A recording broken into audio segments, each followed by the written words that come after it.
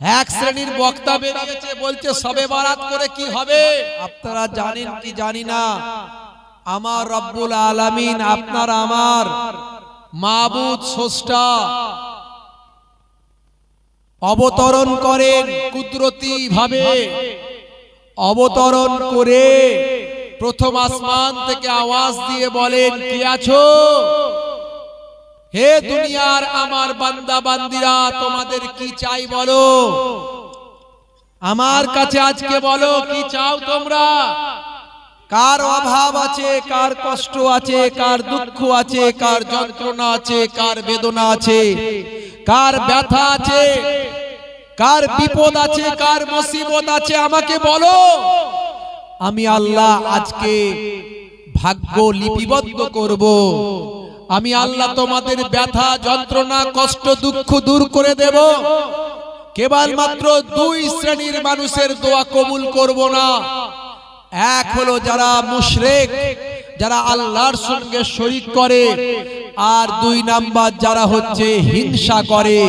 এই দুই শ্রেণীর মানুষ ব্যতীত আমি আল্লাহ সকলের দোয়া কবুল করে নেব। আজকে সেই ভাগ্য রজনীর রাত, সেই রাতে আমরা যে ওয়াজ শুনছি এটা ইবাদতের মধ্যে আছে। জোরে বলুন সুবহানাল্লাহ, বলা যাবে না? আজকের রাতটা রাসূল বলেছেন ইবাদত করে কাটাও। আমরা কিছু সময় ওয়াজ নসিহত শুনে ইবাদতের মধ্যে দিয়ে আছি। সারা রাত জাগবে, রাত্রে গিয়ে ঘুমিয়ে পড়বেন না। অনেক ওয়াজ শুনে ফেলেছি, অনেক নেকি কামিয়েছি, এবারে একটু ঘুমাই। এমন ঘুমালেন সকাল 9টা, ফজরের নামাজটা সব কোনটাতে চলে গেল। ঘুমিয়ে পড়বেন না, রাতটা কাটান। এক শ্রেণীর বক্তা বেরিয়েছে, বলছে শবে বারাত করে কি হবে। তুমি তো নামাজই পড়োনি, তোমরা যারা নামাজ পড়োনি তোমাদের জন্য শবে বারাত নয়, বাদ দাও, করতে হবে না। আমি বলি something is better than nothing. নাই মামার চেয়ে কানা মামা ভালো। যে সারা বছর নামাজ পড়ে না, শুধু জুম্মা পড়ে, ঈদ বকরিদ পড়ে, সারা বছর না পড়ার জন্য সে গুনার খাতায় তার নাম উঠছে। আল্লাহ কোরআনে বলেছেন, ফামাইয়া আমাল মিসকালা যাররাতিন খায়রান ইয়ারা ওয়া মাইয়া আমাল মিসকালা যাররাতিন শাররান ইয়ারা। বান্দা সামান্য চুল পরিমাণ ভালো কাজ করলেও সেটাও লিপিবদ্ধ হবে, তারও জাযা বদলা আমি দেব। সামান্য চুল পরিমাণ খারাপ কাজ করলে জাররা। আপনি মাঝে মাঝে দেখবেন এই সকাল 10টার সময় ঘরে আলো ঢুকছে, দেখবেন কোন একটা ছিদ্র দিয়ে আলো ঢুকছে, আপনার ঘরে ধুলোবালি নাই, ওই আলোর সঙ্গে যে মনে হচ্ছে যেন ধূলিকণা উঠছে, ওটা হলো একটা জাররা। একটা ধূলিকণা হলো জাররা, কিন্তু ধুলো নাই, তাও বোঝা যাচ্ছে ওই আলোর সঙ্গে। ওই জাররা পরিমাণ যদি ভালো করে আল্লাহ তারও আপনাকে জাযা বদলা দেবেন, আর জাররা পরিমাণ খারাপ করলেও বদলা দেবেন। তাহলে তুমি কোথাকারের মৌলবী? তুমি কি করে বলছো যারা 5 ওয়াক্ত নামাজ পড়ে না তাদের শবে বারাতের ইবাদত করতে হবে না? যারা 5 ওয়াক্ত নামাজ পড়ে না তাদের লাইলাতুল কদরের ইবাদত করতে হবে না? বড় মাওলানা হয়ে গেছো, মুফতি সাহেব হয়ে গেছো, ইচ্ছা মতো ফতোয়া দিয়ে দিচ্ছ। 5 ওয়াক্ত না পড়লে গুনাহগার হবে, 1 ওয়াক্ত পড়লে 1 ওয়াক্তের নেকি পাবে, 4 ওয়াক্ত পড়লে 4 ওয়াক্তের নেকি পাবে, 5 ওয়াক্ত পড়লে 5 ওয়াক্তের আল্লাহ বদলা দেবেন। 1 ওয়াক্ত ইচ্ছাকৃত হবে ছেড়ে দিলে তার জন্য কঠিন গুনাহগার হতে হবে। কিন্তু আপনি ফতোয়া দিতে পারেন না, ও পড়ে না মানে শবে বারাতের ইবাদত করতে পারবে না। এটা কে বলতে বলেছে? কোথায় পেয়েছেন? কোন কিতাবে লেখা আছে? আপনি যে পড়ে না, যে ইবাদত করে না তাকে করতে বলুন। আজকে যে শবে বারাতের ইবাদত করছে, হতে পারে আল্লাহ তার দোয়াকে কবুল করে তাকে নামাজি বানাতে পারে, নতুবা শবে বারাতের ইবাদতের রাতটা সে ঘুমিয়ে কাটিয়ে দেবে, অন্য খারাপ কাজ করে অন্যায় করে কাটাবে। সে একটা রাত ভালো করে কাটাচ্ছিল। এমন অনেক মানুষকে দেখা যায় সারা বছর নামাজ কালাম করে না, কিন্তু রমজান মাসে নামাজ পড়ে, আছে না নাই? তা আপনি তাকে বলবেন তুমি সারা বছর পড়নি, রমজানের রোজাও রাখতে হবে না, নামাজও পড়তে হবে না, বলবেন? কোথায় পেলেন ভাই? মন করা ফতোয়া এখন চলছে। যত বক্তা বেরিয়েছে তত তার নিজের মতো বক্তৃতা বেরিয়েছে, ইচ্ছা মতো যা ইচ্ছা তাই। সবাইয়ের ওয়াজ, সকল বক্তাদের ওয়াজ শোনা খুব মুশকিল। ভাইরা আমার, তরুণ যুবকেরা আমার, আজকের রাতটা জেগে কাটাবেন, ইবাদতে কাটাবেন। এখন আপনারা যে ওয়াজ শুনছেন এটাও ইবাদত। রাসূল বলছেন, হে দুনিয়ার মানুষ শুনে রেখে দাও, তাদারুসুল ইলম, ইলমের দার্স নেওয়া, বিল লাইল, রাতের বেলা, সাআতান, 1 ঘন্টা যদি ইলমের দার্স নাও রাতের বেলা, ওই 1 ঘন্টার দার্সটা, কোরআন হাদিসের জ্ঞানটা, 1 ঘন্টার ইবাদতটা সারা জীবন নফল ইবাদতের থেকে ভালো। জোরে হবে না? শোনার মতো শুনতে হবে, বলার মতো বলতে হবে। সারা জীবন নফল ইবাদতের থেকে উত্তম।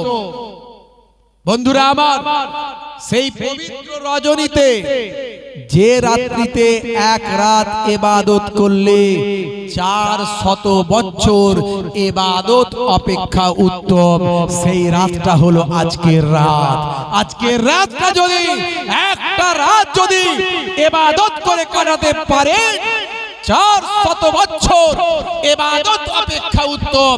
হযরতে ঈসা রূহুল্লাহ যখন পাহাড়ের উপর উঠেছিলেন, আপনারা জানেন, কিতাবের মধ্যে আছে, পাহাড়ের উপর যখন উঠেছিলেন ঈসা রূহুল্লাহ গিয়ে দেখেছিলেন একটা বিরাট গোলাকার পাথর। ওই পাথরটা দেখে সুন্দর সাদা চকচকে মতির মতো ঝলমল করছে। হে তরুণ যুবকেরা, হে আমার বন্ধুরা, শুনে রেখে দিন বাবা, জেনে রেখে দেন। হে মুসলমান, একটুখানি লক্ষ্য করুন, হযরতে ঈসা রূহুল্লাহ, যাকে আল্লাহ এত সম্মান দিয়েছিল, কত বড় দরজা দিয়েছিল, হযরতে ঈসা রূহুল্লাহ ভাই আমার মুর্দাকে জিন্দা করতে পারতেন।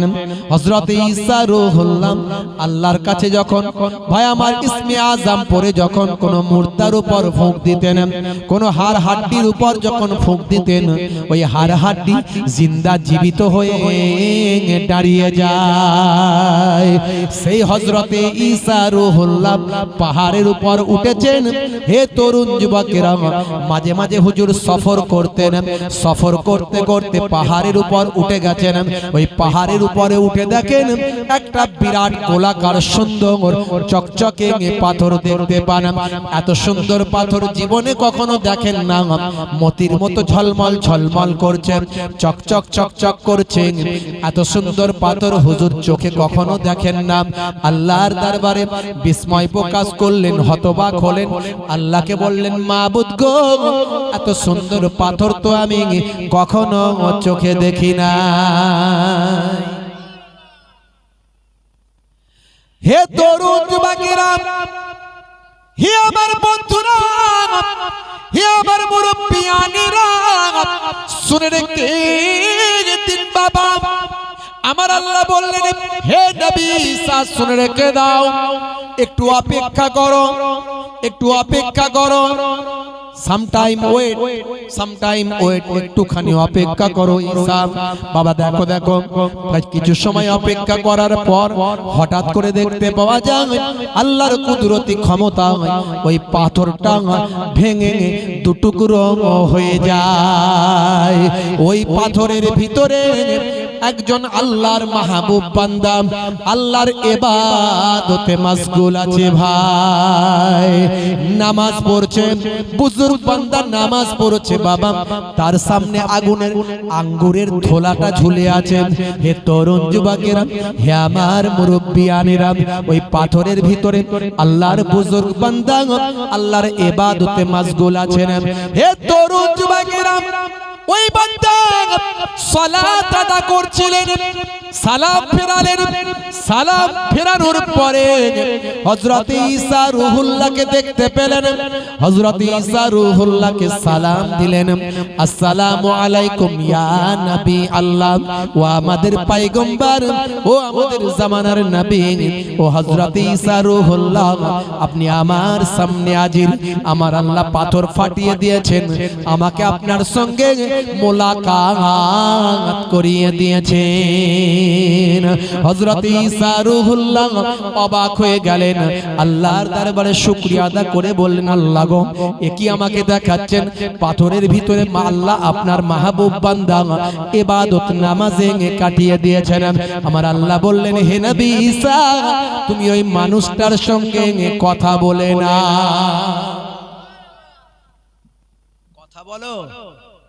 হযরত ঈসা রূহুল্লাহর সঙ্গে সালাম কালাম বিনিময় হলো। ঈসা রূহুল্লাহ বলেন, বাবা আপনি কে?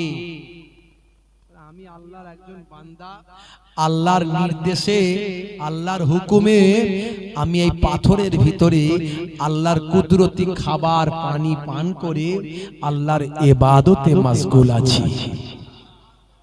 হযরত ঈসা রূহুল্লাহ আল্লাহর কাছে শুকরিয়া আদা করলেন, আলহামদুলিল্লাহ। আচ্ছা বাবা, আপনি কিভাবে খাওয়া দাওয়া করছেন? বলে, আল্লাহ আমার নির্দিষ্ট টাইমে আল্লাহ কুদরতি খাবার এই পাথরের ভিতরেই আমাকে পাঠিয়ে দেন, কুদরতি হাওয়া বাতাস এই পাথরের ভিতরেই আমাকে দান করেন, আমি সেইভাবেই ইবাদত করছি এখানে। আচ্ছা বাবা, আপনি কত বছর আছেন? বলে, হুজুর আমি 400 বছর আল্লাহর ইবাদতে মশগুল আছি। জোরে হবে না?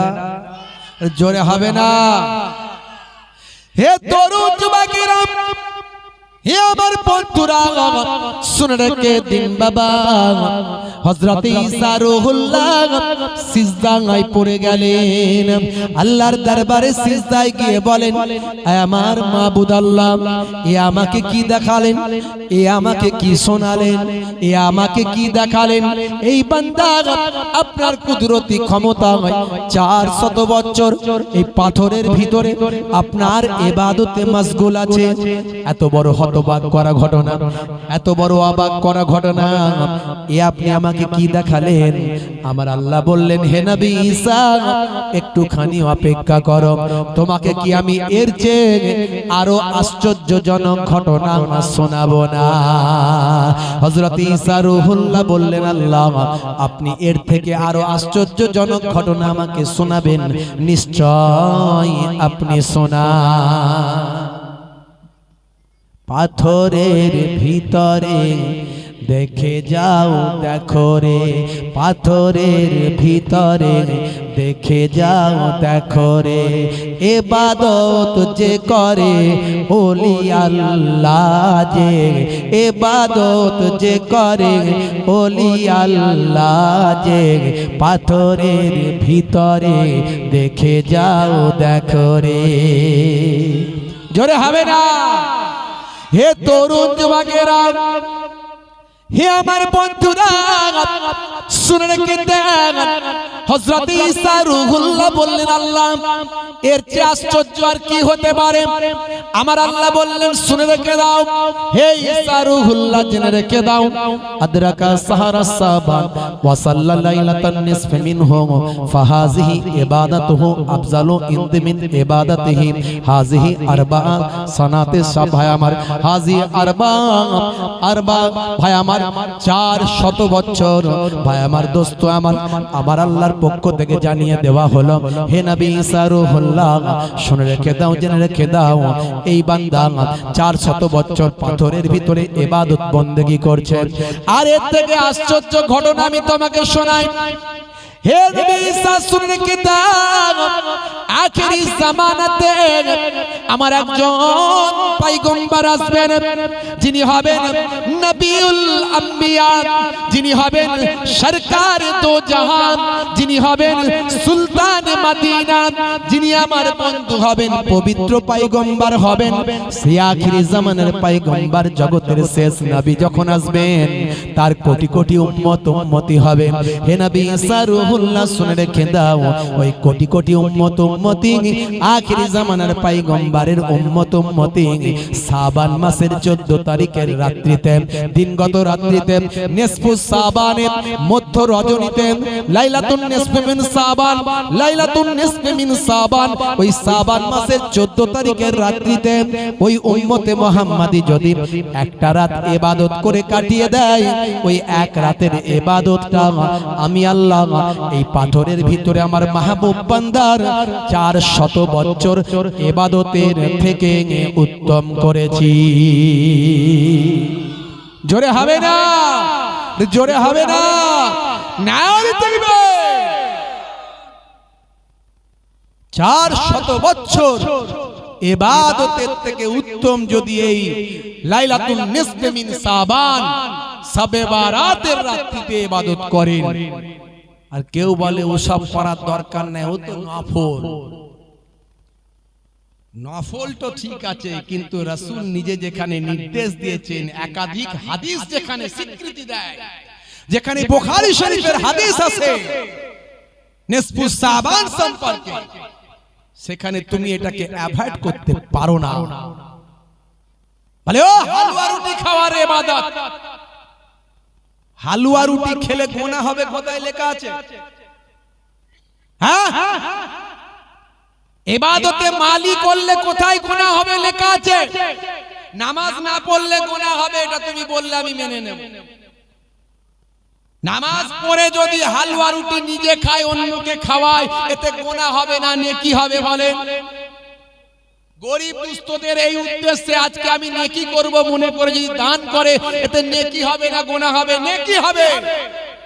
মানুষের মধ্যে এত বিভ্রান্ত ছড়াচ্ছে এক শ্রেণীর মানুষ। আমার রাসূল জানিয়ে দিয়েছেন, কুমু লাইলাহা ওয়া সুমু নাহরাহা, রাত্রে নামাজ পড়ো, দিনে রোজা রাখো, মিনিমাম একটা রোজা রাখুন আগামীকাল। আজকে বাড়ি ফিরে গিয়ে জলসা শেষ করে রাত্রে নামাজ পড়ুন, তেলাওয়াত করুন, বাপ মা আত্মীয় স্বজন ময় মুরব্বীদের কবরগুলো জিয়ারত করুন। কত জায়গায় কত রকম চলে, জিজ্ঞাসা করে নিতে হয়। বলে হুজুর যে মরে গেছে সে তো চলে গেছে, আবার তাকে নিয়ে কি হবে? আছে না নাই? বলছে না মরা গরু আবার ঘাস খায় নাকি, কামা খাই, সব করে কি হবে রে বাবা? হ্যাঁ বাবা, তোদের গুলো মরা গরু, আমাদের গুলো নালে মরা গরু নয়, তো আমরা কি করব? আমরা একটু কবরে দাঁড়িয়ে গিয়ে বাপ মাকে ভুলতে পারি না, কথা ঠিক না ভুল? একটু তাদের জন্য দোয়া চাই, মাগফিরাত কামনা করি। আমাদের বাপ 14 পুরুষ আমাদের কত ভালোবেসেছেন, তাদেরকে আমরা ভুলে যাব? একটু তাদের জন্য চোখের পানি ফেলি। বাবাজি একটু সময় পেলে জিয়ারতটা করুন, একটু সময় পেলে তেলাওয়াতটা বসে বসে আল্লাহর কালামুল্লাহ পাক তেলাওয়াতটা করুন। যতটা পারেন রাতের বেলা বেশিটাই নামাজ পড়ে ফজর পর্যন্ত কাটান। ফজরের নামাজ শেষ করে তবে ঘুমান। আজকের রাতটা মারাত্মক রাত, এই রাতটাকে অবহেলা করবেন না।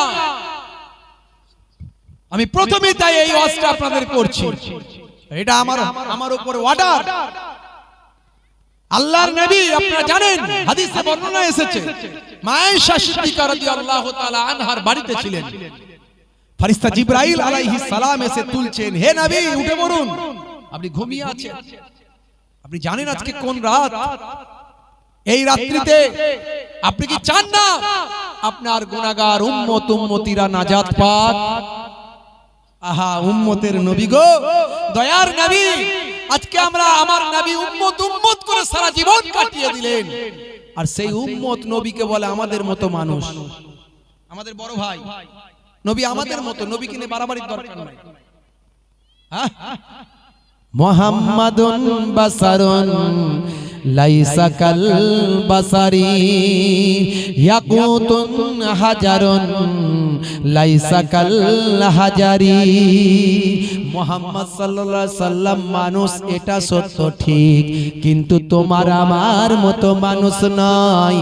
ইয়াকুত পাথর, ডায়মন্ড পাথর, হিরে পাথর, পাথর সত্য, কিন্তু রেল লাইনের ধারে পড়ে থাকা পাথর নয়।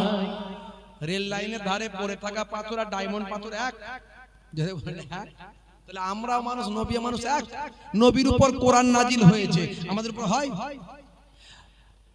সাহাবীকে সাপে কামড়েছে, নবী থুতু নিয়ে লাগিয়ে দিয়েছে, সাপে কামড়ানো বিষ পানি হয়ে গেছে। আর যে মৌলবী ফতোয়া দিচ্ছে পান, তিরঙ্গা, গুটকা, গোয়া, সিগারেট, বিড়ি, জর্দা মুখ, ঠোঁট, দাঁত কেনা যায় না, তাকে বলো হুজুর সাপে কামড়ে থুতু দিয়ে দেন, লাগিয়ে দেন একটু। নবী তো সাপে কামড়ানোর পর লাগিয়ে দিয়ে ভালো হয়ে গেল, একটু আপনি লাগিয়ে দেন। ও তো লাগাতে চাইবে না, আর যদি লাগিয়ে দেয়, যদিও হসপিটাল পর্যন্ত যেত, তার আগেই মারা যায়, পয়জন সেপটিক হয়ে যাবে। কোথায় না রাসূলের সঙ্গে তুলনা!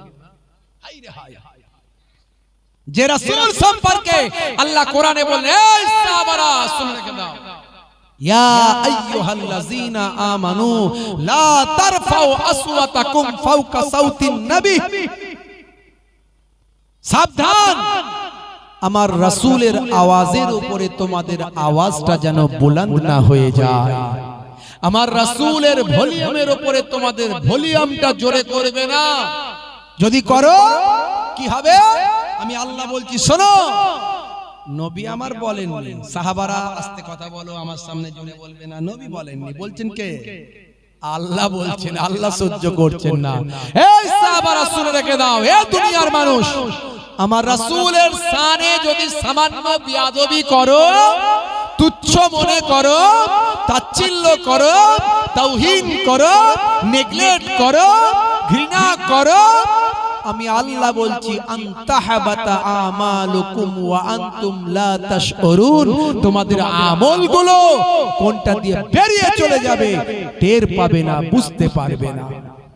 আহা, দয়ার নবী গো, আমার ময়ার নবী গো, দয়ার নবী গো, আমার ময়ার নবী গো, সব ছাড়িব কিন্তু তোমায় ছাড়তে পারি না। জোরে হবে না? জোরে হবে না? সব ছাড়িব কিন্তু তোমায় ছাড়তে পারি না। ছাড়িনি, ছাড়বো না, ছাড়তে পারি না। ছাড়িনি, ছাড়বো না, ছাড়তে পারি না। সব ছাড়িব কিন্তু তোমায় ছাড়তে পারি না। मेरा नबी सबसे बड़ा सब नबियों पर रहमतुल लिल आलमीन भेजा है परवर। जोरे हवे ना? मेरा नबी सबसे बड़ा सब नबियों पर रहमतुल लिल आलमीन भेजा है परवर। सब ছাড়িব কিন্তু তোমায় ছাড়তে পারি না। আল্লাহুম্মা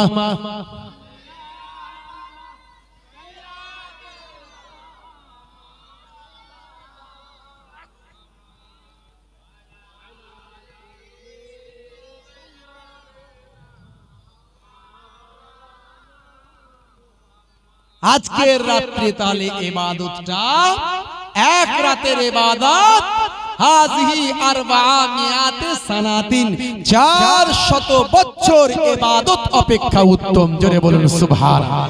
তাহলে আজকে ইনশাআল্লাহ আমরা কারা কারা রাত জেগে ইবাদত করে, নামাজ ইবাদতের মধ্যে দিয়ে কারা কারা রাতটা কাটাতে চায় হাত তুলে দেখান তো দেখি। কারা কারা রাতটা ইবাদত করে কাটাতে চান হাত তুলে দেখান দেখি। বাকিরা কি ঘুমিয়ে কাটাতে চান? হাত তুলছেন না কেন? ঘুমাবেন? এই ঘুমাবেন? আজকের রাতটা 400 বছর অপেক্ষা উত্তম বলেছি, ঘুমাবেন? জোরে বলেন, কারা কারা ইবাদত করে কাটাতে চান হাত তুলে দেখান।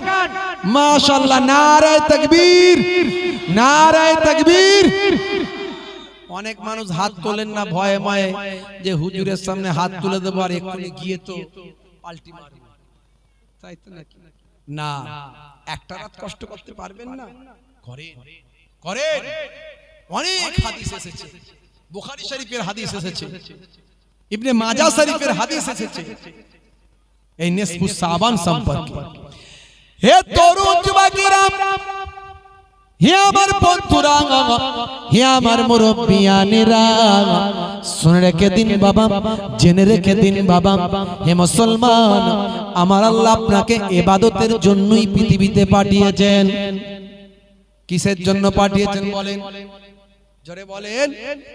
ইবাদতের জন্য পাঠিয়েছেন। আমার আল্লাহ কোরআন মাজিদে জানিয়ে দেন, মা খলাকতুল জিন্না ওয়াল ইনসা ইল্লা লিয়াবুদুন, আমি জিন জাতি এবং মনুষ্য জাতিকে আমার ইবাদত করার জন্য আমি পৃথিবীর জমিনে পাঠিয়েছি। ইবাদত মানে নামাজ। ইবাদত মানে কি? নামাজ। আফজালুল ইবাদাতে ইবাদাতুস সালাত। ইবাদত মানে রোজা, ইবাদত মানে হজ যাকাত, ইবাদত মানে জিকির ফিকির, ইবাদত মানে তেলাওয়াতে কালাম পাক।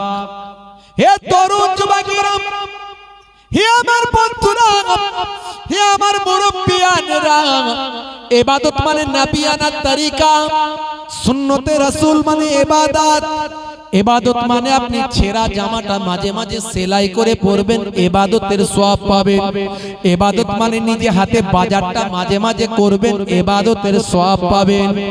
জানেন তো নাকি এই বাজার করে আনলো ইবাদতের সওয়াব আছে না নাই? জানেন না মনে হয়। বলে হুজুর তো শুনিনি কখনো যে বাজার করলে আবার ইবাদতের সওয়াব। আপনি মনে মনে নিয়ত করবেন, আমার রাসূল মাঝে মাঝে বাজার করতেন, আমিও তাই বাজার করছি। আমার রাসূল বাজারটা নিজে হাতে বহন করতেন, আমি তাই বহন করছি। এই রাসূল করেছেন বলে করছি, এ কথা চিন্তা করে যখন আমলটা করবেন, কাজটা করবেন, সুন্নতের সওয়াব আল্লাহ আপনার নামাজ আমলে লিখে দেবে। জোরে হবে না? জোরে হবে না? যাদের ভিতরে সুন্নত পাওয়া যায় তারা কেউ পথহারা হয় না। রাসূলের পথে যারা চলে দুনিয়ায়, বাতিলের বাধা তারা মানে না। নিশীথ রজনীতে সিজদাতে যায়, হুসাইন তাদের নিয়ে ভাবনাতে রয়। বিপদের মাঝে তারা যতই পড়ুক, বিপদের মাঝে তারা যতই পড়ুক, রাসূলের তরিকা ছাড়ে না। যাদের ভিতরে সুন্নত পাওয়া যায় তারা কেউ পথহারা হয় না। রাসূলের পথে যারা চলে দুনিয়ায়, বাতিলের বাধা তারা মানে না। জোরে হবে না? জোরে হবে না? মাঝে মাঝে ছেঁড়া জামাটা নিজে সেলাই করে পরবে। আপনি কোটিপতি মানুষ, ডাক্তার, মাস্টার, বড় অফিসার, ছেঁড়া জামা কোনোদিন সেলাই করে পরেছেন? পরেননি। আজকে আমি বলে গেলাম পরবেন। কি হলো? আওয়াজ দেবে না ভাইরা আমার? ছেঁড়া জামা মাঝে মাঝে সেলাই করে পরবেন। আপনি বলবেন আমি ডাক্তার সাহেব, আমি মাস্টার সাহেব, হইয়া করেন কথা। ওরে বাপ রে, কত টাকার মালিক, কত ক্ষমতাশালী, হিম্মত আলী, চোখে দেখতে পাইনি, নাম রেখেছে নজর আলী। আছে না? গায়ের পাশে দাঁড়ানো যায় না, এত দুর্গন্ধ, নাম রেখেছে আতর আলী। আছে না? নাই। শরীর ঠেলে দিলে উল্টে পড়ে যাবে, আমার থেকে উরগা পাতলা, নাম রেখেছে হিম্মত আলী। আছে না? মুসলমানের ছেলে নামের সঙ্গে কাজের মিল নাই। বাপ এসছে, স্বামী বাজার থেকে ফিরে এসে দেখছে স্ত্রী ছেলেকে খুব পিটছে। বুঝতে পারছো? স্ত্রী ছেলেকে খুব পিটছে, ছেলে প্যা প্যা করে কাঁদছে। বাপ ছেলেকে খুব ভালোবাসে। হ্যাঁ গা পল্টুর মা, মারছো কেন? তোমার ছেলে খুব অজ্ঞাত হয়েছে। বলে কি করেছে? বলে আর বলো না। আমি তাকে বোঝাচ্ছি, বাবা পর, বাবা পর, বাবা পর। পড়াশোনা করে যে গাড়ি ঘোড়া চড়ে সে, পড়াশোনা করে যে গাড়ি ঘোড়া চড়ে সে। হ্যাঁ তো ভালো কথা বলছিলেন, বলতে গিয়ে আমি বলেছি ভালো করে পড় ভালো বউ পাবি, ভালো করে পড় ভালো বউ পাবি। হতভাগা ছেলে কি বলছে জানো? বলছে কি বলছে, আব্বা তো এত ভালো পড়েছে তাহলে কি হয়েছে লাভ?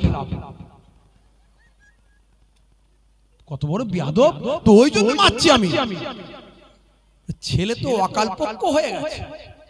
আর মোবাইলের যুগ এখন, বুঝতে পারছেন, জন্মের পর থেকে প্যাঁ প্যাঁ প্যাঁ প্যাঁ করে মোবাইল মোবাইল, মানে জন্মের পর থেকে প্যাঁপা বাদ দিয়ে মোবাইল চাই। মুসলমান আমরা এখন ছোট্ট বেলা থেকে এই মায়েরা আমার কাজকর্ম করার জন্য সন্তানের হাতে মোবাইল দিয়ে দিচ্ছি, আর ও মোবাইল থেকে ধরে অকালপক্ষ ছোটবেলাতেই হয়ে যাচ্ছে। হে তরুণ যুবকেরা, হে আমার বন্ধুরা, শুনে রেখে দিন বাবা, জেনে রেখে দেন। হে মুসলমান, একটুখানি শুনে রাখুন। আজকে তাই সারা পৃথিবী অবাক হয়ে যায়। 1450 বছর আগে বিশ্বনবী এমন কথা তিনি বলে গেলেন, রাসূলুল্লাহ কি আদর্শ দেখিয়ে দিয়ে গেলেন। দয়ার নবী ছেঁড়া জামা পরে বা আমার সেলাই করা নিজে হাতে জামাটাকে নিজে হাতে সেলাই করতেন। হে তরুণ যুবকেরা, মাঝে মাঝে নিজে ছেঁড়া জুতোটাকে নিজে হাতে সেলাই করতেন। স্ত্রীর সঙ্গে রান্নায় সহযোগিতা করতেন, নিজে হাতে মাঝে মাঝে রান্নাতে সহযোগিতা করতেন। আমরা করেছি, রান্নায় সহযোগিতা করেছি, ছেঁড়া জামা সেলাই করে পরেছি। আপনি অমুক সাহেব তমুক সাহেব, হাই নেতা সাহেব, হাই মন্ত্রী সাহেব, হাই হুজুর সাহেব, হাই পীর সাহেব, হাই মুফতি সাহেব, হাই মাওলানা সাহেব, হাই জমিদার সাহেব, আমি ছেঁড়া জামা পরবো? আবার হয় নাকি? এত চকচকে ঝকঝকে দামি দামি পোশাক। নবীর সুন্নতটা মেনে ছেঁড়া জামাটা সেলাই করে নিজে হাতে যদি বাইরে বেরোতেন, দেখতেন অহংকার আর আপনার থাকতো না। আপনার মনের ভিতর অহংকার ঢুকে গেছে, অহংকারী জান্নাতে যেতে পারবে না। আপনি বলবেন হুজুর আপনি বলছেন, আপনি পড়েন নাকি? জি, আমি যে কথাগুলো বলি সে কথাগুলো নিজের ক্ষেত্রে আগে অ্যাপ্লাই করার চেষ্টা করি। ঘুরছি, এই ফুটোওয়ালা জামা, এখানে ফুটো আছে, কোন দিন পকেট ছেঁড়া জামা বাইরে। মাঝে মাঝে যখন ঘরে থাকি ইচ্ছা করে আমার একটা পিঠ ছেঁড়া জামা আছে, সেটা পরে ঘুরাই, এলাকায় ঘুরে ফেলি পরে, লোকে দেখুক আমি ছেঁড়া জামা পরে ঘুরছি। উরি বাপ রে বাপ, পীর সাহেবের নাতি, বিরাট নাম, ইন্টারনেট খুললে হাজার হাজার বক্তব্য যার পাওয়া যায়, দেখো ছেঁড়া জামা পরে ঘুরছে। অহংকারের জন্য নয়, মানুষকে দেখানোর জন্য নয়, ভালো সাজার জন্য নয়। নবীর সুন্নত আমি পড়লে অন্যজন বলবে না রে বাবু, ছেঁড়া জামাও পরা যায়। বন্ধুরা আমার, আপনি যত বড় ডাক্তার হন, ইঞ্জিনিয়ার হন, মাওলানা হন, মুফতি হন, পীর সাহেব হন, নেতা হন, মন্ত্রী হন, জমিদার হন, যত সাহেবী হয়ে যান না কেন, মনে রাখবেন নবীর থেকে বড় সাহেব কেউ ছিল না, হয়নি, আর কিয়ামত পর্যন্ত হবে না। সেই রাসূল যদি ছেঁড়া জামা সেলাই করে পড়তে পারে, আমি আপনি কোথাকারের কে দুটো আমরা ভাতে দে কোথায়, কি বলবো আর। মুসলমান আমাদের পাড়ায় পাড়ায় দেখুন ভাই আমার, অহংকার, তাকাব্বরি, হিংসা, মেরে নেওয়া, কেড়ে নেওয়া, 2 নম্বরি, ধাপ্পাবাজি, জোর চুরি। মুসলমানের 50টা দল একটা পাড়ায়, ইওর সঙ্গে কথা নাই, ওর সঙ্গে কথা নাই, ইওকে দেখতে পারে না, ওকে দেখতে পারে না। লজ্জা! আমরা আল্লাহর কোরআন বুঝি না, রাসূলের হাদিস বুঝি না, যেখানে আমার নবী বললেন লা তাকাতাউ ওয়ালা তাদাবারু ওয়ালা তাবাগাজু ওয়ালা তাহাসাদু ওয়া কুনু ইবাদাল্লাহি ইখওয়ানান। হে দুনিয়ার মানুষ, তোমরা একে অপরের থেকে বিচ্ছিন্ন হও না, পরনিন্দা করো না, বিদ্বেষ পোষণ করো না, হিংসা করো না, তোমরা আল্লাহর বান্দারা একে অপরের ভাই হয়ে যাও। সুবহানাল্লাহ। আর আল্লাহর কোরআন বলে দিল ইন্নামাল মুমিনুনা ইখওয়াতুন ফাআসলিহু বাইনা আখাওয়াইকুম, মুমিনরা হলো একে অপরের ভাই, ফাআসলিহু বাইনা আখাওয়াইকুম, তোমরা নিজেদের মধ্যে ইসলাহ করো। যখন তোমাদের মধ্যে কোনো গন্ডগোল হবে তোমরা ইসলাহ করে নাও, মিল মোহাব্বত করে নাও, বিদ্বেষ হিংসা তোমরা পোষণ করো না। রক্তের সম্পর্কে হিন্দুরাও আপনার ভাই, শুনে রাখুন আমার কাছে। রক্তের সম্পর্কে হিন্দু আপনার ভাই, খ্রিস্টান আপনার ভাই, জৈন বৌদ্ধ আপনার ভাই। তাহলে মুসলমানদের মধ্যে যদি কেউ তবলিগ হয়, দেওবন্দি হয়, বেরেলি হয়, আহলে হাদিস হয়, তাহলে সে কাফের, বেঈমান, মুশরিক হয় কি করে?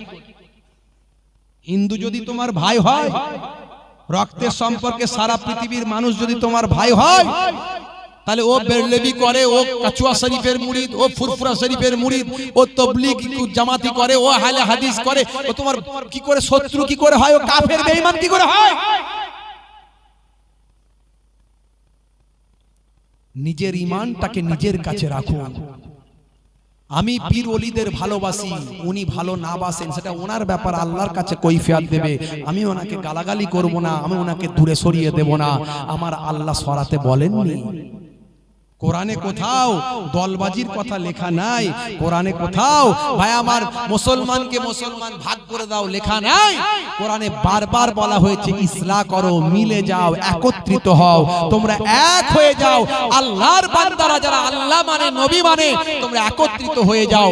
হ্যাঁ, আমার মধ্যে নবীর ভালোবাসা বেশি আছে, ওনার মধ্যে নবীর ভালোবাসা বেশি আছে, ওনার মধ্যে কম আছে, তা বলে ওনাকে আমি ভাই বলবো না, সরিয়ে দেবো, এটা ইসলাম শেখায়নি। বুঝতে হয়। কষ্ট জীবনে অনেক শুনেছেন, শুনবেন। আমি আপনাদের খেদমতে বহু দূর থেকে মুসাফির হালাতে এসেছি। আমার বাপ 14 পুরুষ, নানা দাদু, বংশ পর বংশ, বংশ পর বংশ, সবাই পীর, সবাই পীর ওলিয়া উলিয়াদের খানদান। আমার বাপের রক্তের দিক থেকে হাসেমি পাবেন, কুরাইশ পাবেন। মায়ের রক্তের দিক থেকে হাসেমি পাবেন, কুরাইশ পাবেন। আমার দাদুর দিক থেকে, নানার দিক থেকে, দাদির দিক থেকে, নানির দিক থেকে, সব দিক থেকেই আপনি কুরাইশ খানদান পাবেন। সেই খানদানে শত শত ওলিয়া উলিয়াদের আবির্ভাব ঘটেছে। আমি যতটুকু বুঝেছি, মুসলমানকে ভাগ করে দিও না, মুসলমানকে এক করে দাও। इस्लाम तोड़ने के लिए नहीं आया है, इस्लाम जोड़ने के लिए आया है। আমরা মুসলমান শুধু নিজেদের ভাগ করে দিই। বন্ধুরা আমার, হাত জোর করে বলবো, আমার কথায় ভুল ব্যাখ্যা করবেন না, ভুল বুঝবেন না। মনে আমার অনেক কষ্ট, অনেক দুঃখ, অনেক যন্ত্রণা। সারা ভারতবর্ষের কোনায় কোনায় আমি ঘুরি আপনাদের দোয়ায়। প্রত্যেকটা রাজ্যে যাই, রাজ্যের বাইরে ভাই আমার, বাংলাদেশ থেকে শুরু করে বিভিন্ন জায়গায় আমি যাই। আমি গিয়ে দেখি মুসলমানের করুণ অবস্থা দেখে আমার কান্না পায়। আমার কোরআন যা বলছে, আমার হাদিস যা বলছে, মুসলমান চোখ করছে তার উল্টোটা। হে তরুণ যুবকেরা, হে আমার বন্ধুরা, হে আমার মুরব্বিয়ানেরা, অথচ সেই কোরআন পড়ে, অথচ সেই কোরআন মাজিদ বুঝে নিয়ে আজকে ভাই আমার মিস্টার কেভিন লি বিশ্ব নবীর শিষ্য হয়ে গেল। হে জওয়ান যুবকেরা, হে আমার মুরব্বিয়ানেরা, শুনে রেখে দিন বাবা, জেনে রেখে দিন বাবা। হে মুসলমান, আমেরিকার বিখ্যাত, যুক্তরাষ্ট্রের বিখ্যাত পাদ্রী সাহেব, খ্রিস্টান ধর্মযাজক বিশ্ব নবীর শিষ্য হয়েছে। আপনাদের জানা আছে ইন্টারনেটে ভাইরাল মিস্টার কেভিন লি, তিনি হলেন যুক্তরাষ্ট্রের বিখ্যাত মার্শাল আর্ট, যুক্তরাষ্ট্রের বিখ্যাত মার্শাল আর্ট। 2021 সাল থেকে বিশ্বনবীর শিষ্য হয়েছে। কোরআন পড়েছে, গবেষণা করেছেন, রাসূলের জীবন জিন্দেগি পড়েছে, গবেষণা করেছেন। এই মাত্র কয়েক মাস আগে তিনি ডিক্লেয়ার করেছেন, তিনি বলেছেন, এতদিন পর্যন্ত আমি মানুষের কাছে প্রচার করিনি, মানুষকে জানতে দিইনি। তার কারণ হলো আমি ইসলাম ভালো করে আগে বুঝতাম না, কিছুটা বুঝেছিলাম, কিন্তু ইসলামের প্রতি এমন আবেগপ্রবণ হয়েছিলাম, আমি কালেমা পড়ে বিশ্বনবীর শিষ্য হয়ে গিয়েছিলাম। আমার এত ভালো লেগেছিল, কিন্তু তাও আমি মানুষের কাছে প্রকাশ করিনি, কারণ ইসলামটাকে আরে ভালো করে বোঝার চেষ্টা করব। যদি ইসলামকে ভালো করে আরে বুঝতে যদি না পারি, যদি ইসলাম আমার পছন্দ না হয়, রাসূল আমার পছন্দ না হয়, তাহলে আমি আগের ধর্মে আবার ফিরে যেতে পারবো। তাই মানুষের কাছে আগে থেকে আমি জানাইনি, প্রচার করিনি। কিন্তু 1.5 বছর ধরে কোরআন নিয়ে গবেষণা করলাম, রাসূলের হাদিস নিয়ে গবেষণা করলাম, বিশ্বনবীর জীবন জিন্দেগি নিয়ে স্টাডি করলাম। আমি যা পেলাম ইসলামের মতো ধর্ম, ইসলামের মতো ভাবনা, রাসূলের মতো আদর্শ পৃথিবীর কারো মধ্যে আমি আর পাই না। ইসলাম আমাকে যা দিয়েছেন তার সবচেয়ে বড় কথা হলো সারা পৃথিবীর মানুষকে আমাকে ভাই বলতে ইসলাম শিখিয়েছে। জোরে হবে না? আমেরিকা যুক্তরাষ্ট্রের বিখ্যাত পাদ্রী মিস্টার হেইলি, তিনি একজন বিখ্যাত পাদ্রী ছিলেন, ধর্মশাস্ত্রের পণ্ডিত ছিলেন। বহুদিন আগে থেকে কোরআন এবং হাদিসের প্রতি তার স্টাডি, দীর্ঘদিন গবেষণা করে তিনি বুঝতে পারলেন যে ইসলাম এক স্রষ্টার কথা বলেছে। আমি বিভিন্ন শাস্ত্র, ধর্মশাস্ত্র অধ্যয়ন করে যা পেয়েছি তাতে এক স্রষ্টার কথাই বলা হয়েছে। তাই আমি দীর্ঘদিন ধরে স্টাডি করে গবেষণা করে আমি ঈমান কবুল করে নিজের নামটা আব্দুল লতিফ রেখে দিয়েছি।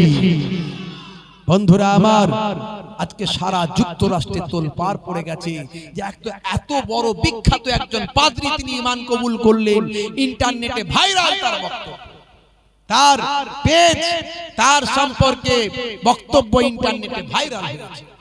বন্ধুরা আমার, অথচ আমরা মুসলমান, আল্লাহ চিনলাম না, রাসূল চিনলাম না, রাসূলের আখলাক বুঝলাম না। হে তরুণ যুবকেরা, পৃথিবী গবেষণা করছে আজকে বিশ্ব নবীকে নিয়ে। 1450 বছর আগে হে জওয়ান যুবকেরা, কোনো প্যাথোলজি ছিল না। 1450 বছর আগে কোনো যন্ত্রপাতি ছিল না, মেডিসিন ছিল না। 1450 বছর আগে আজকের যুগের কোনো মেডিসিন ছিল না, যন্ত্রপাতি ছিল না, কোনো ইউরিন টেস্ট মেশিন ছিল না, ব্লাড টেস্ট মেশিন ছিল না, এক্সরে মেশিন ছিল না, আল্ট্রাসোনোগ্রাফি ছিল না। 1450 বছর আগে কোনো প্যাথোলজি ছিল না, কোনো ল্যাবরেটরি ছিল না। অথচ 1450 বছর আগে বিশ্বনবী যা বলেছেন আজকের যুগে বিজ্ঞান আর বাস্তবতা প্রমাণিত হয়েছে। হে তরুণ যুবকেরা, হে মুসলমান, একটু ভাবনা চিন্তা করুন।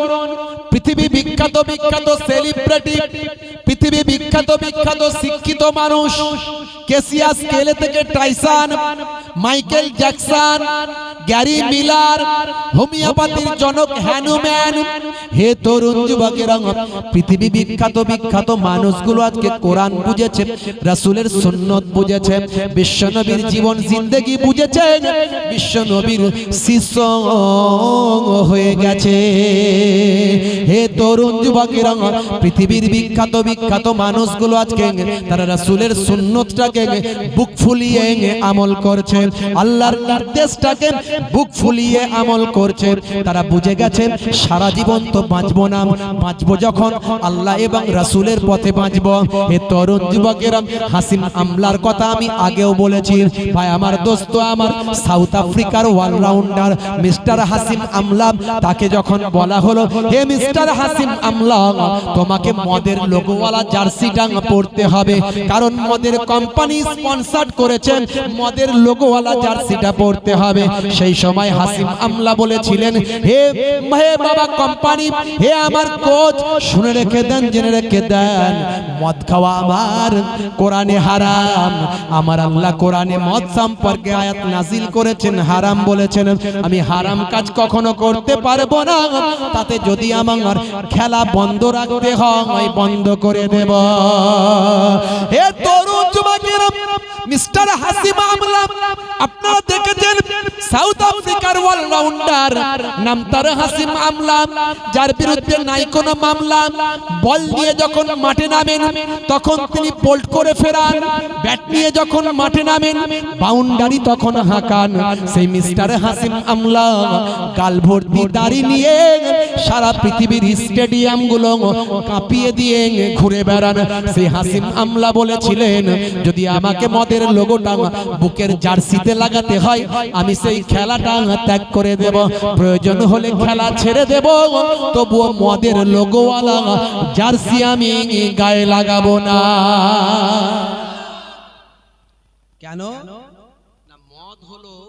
ইসলামে হারাম, কোরআনে আল্লাহ নিষেধ করেছেন।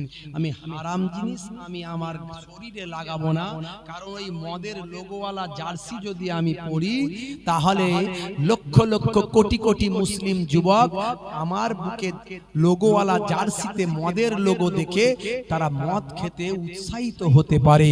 তারা যে গুনার কাজ করবে তার জন্য বদলা আমার উপর আসবে। তারা গুনাহ করবে আর আমাকেও গুনার ভাগ নিতে হবে।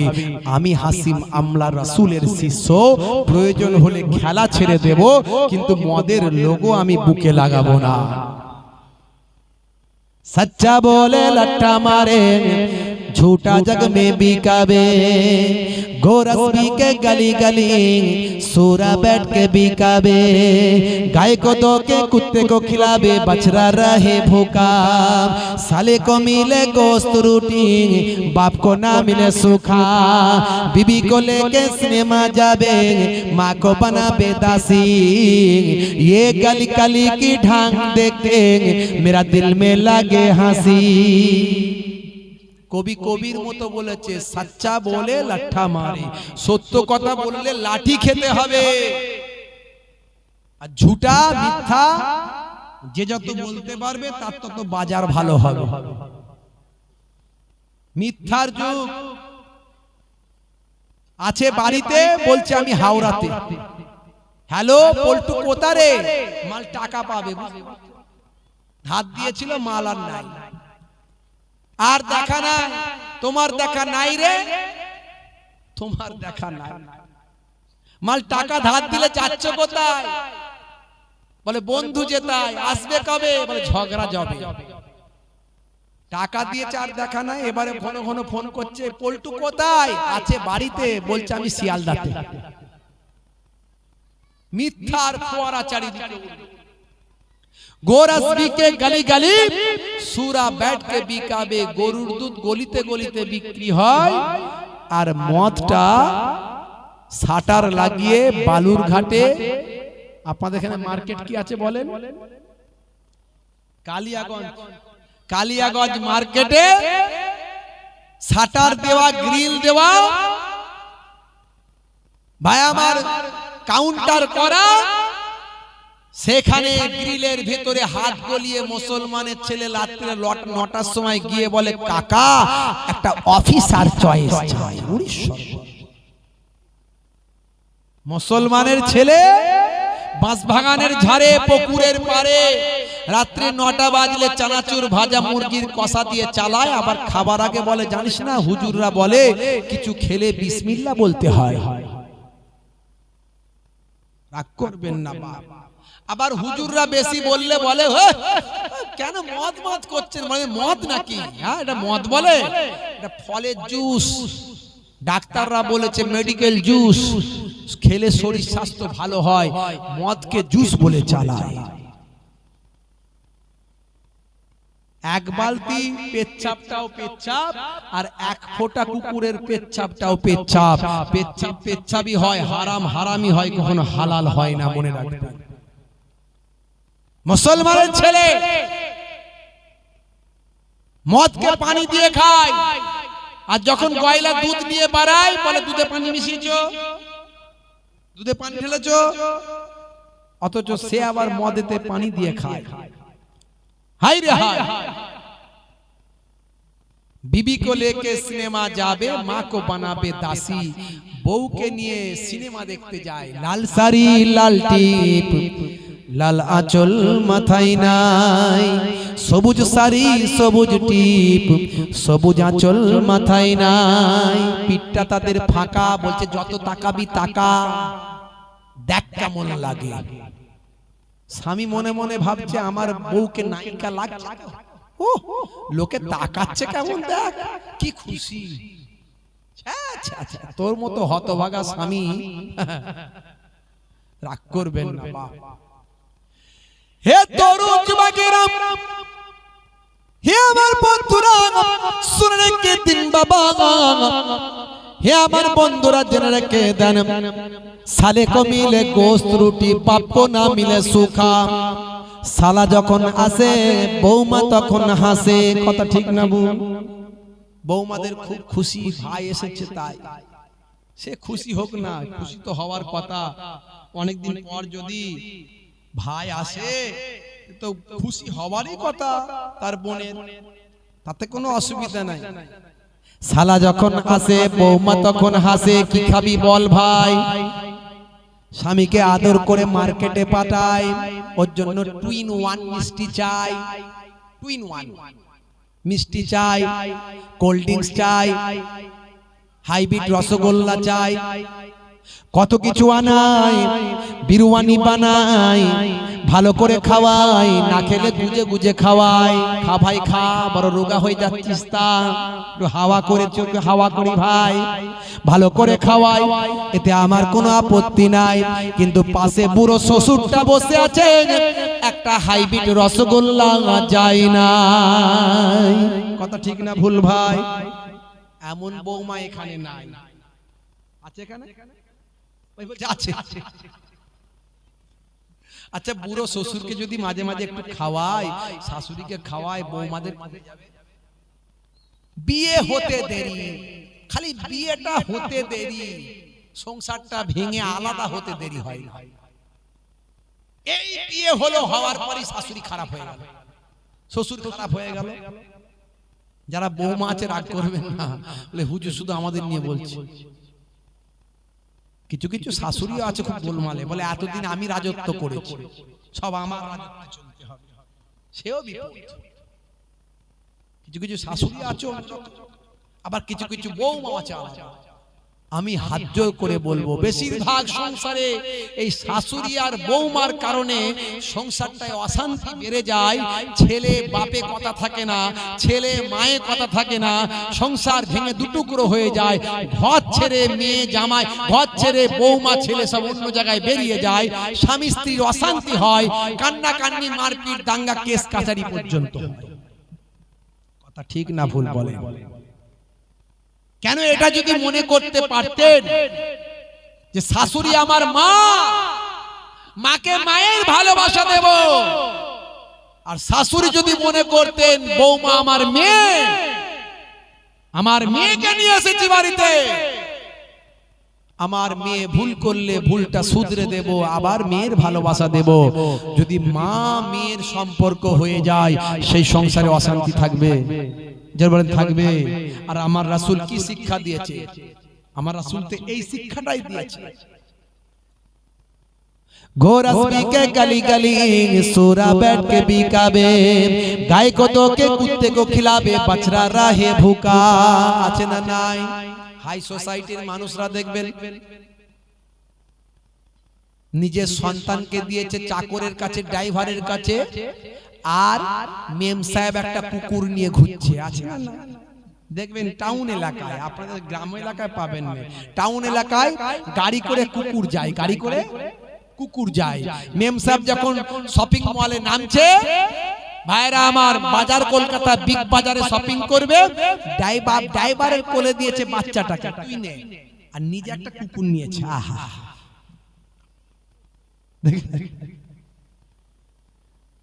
হে তরুণ যুবকেরা, হে আমার বন্ধুরা, আখেরি জামানায় শান্তি নাই, শান্তি নাই।